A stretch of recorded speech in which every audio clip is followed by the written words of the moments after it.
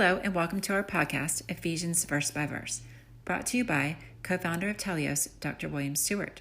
This captivating podcast will not only teach you the book of Ephesians, which tells us so much about Christ and his mission, as well as our Christian walk, but it will teach you how to study the Bible, so you can have confidence in what you learn. Episodes will provide key points for each important verse of the book of Ephesians. Thanks for joining us on this exciting biblical journey.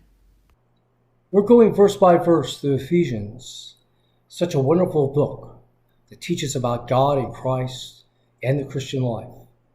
We're in a great section on marriage, I think really the best section in the New Testament on marriage, verses 21 to 33 in chapter 5, part of the Christian life section of the book.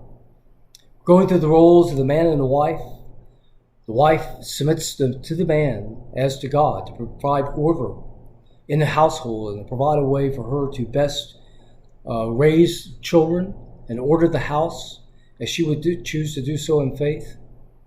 But in turn, the man is to love his wife, the agape love, the giving love, not thinking about himself, but purely for his wife, in doing his best for her in total commitment to bring her into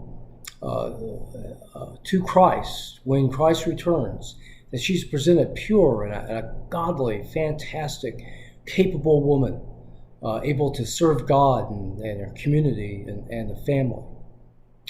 Last week we talked about, though, the results of the man's love for himself, saying that, guys, you love yourself, but love your wife just the same way. And you'll get a return from her in great abundance. And in essence, you've loved yourself more by loving her in a giving way. Verse 29 today further talks about how a man loves his wife. It reiterates that a man doesn't hate his own flesh. He loves himself, so he loves his wife. But he does so in nourishing her. The word for nourish there is, in the original Greek, ekrepo, to raise her up to maturity. And to cherish her, otherwise to give her tender, loving, and care, and provide a place for her, protected and secure inside the marriage and the home, that she can serve Christ and family and her job in a comfortable way. It's an amazing thing. My wife, who when I met, Jeanette, is certainly was a capable, godly woman when I met her. And yet just a little bit of love and support and encouragement that I've given her with respect. She's blossomed to just an amazing professional woman, owning her own business, a godly woman, reaching out and caring through Telios to people through her Bible studies and through Telios in this country and in others.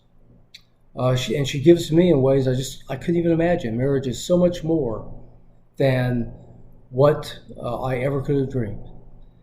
Didn't take from much for me, just following a couple biblical principles, and wow, she took it and ran. But that's what a godly woman does. Guys, we're fortunate to have them, and they show us up all the time. So love your wives, nourish them, protect them, give them your best, help them to be their best. And the church will reap a reward. Remember, our whole purpose, our primary purpose of marriage is to represent to our culture the relationship between Christ and the church. It's evangelical. Don't forget that. Thanks for joining me today. We'll continue on in this amazing passage over the next several times we meet. Thanks so much. Thanks for listening to this episode of Ephesians Verse by Verse. We hope you found Dr. Stewart's teachings both interesting and informative. Join us next time for another exciting episode in Ephesians. To listen to all episodes, please visit our website, teliosresearch.com, TELEIOSRESEARCH. Thank you.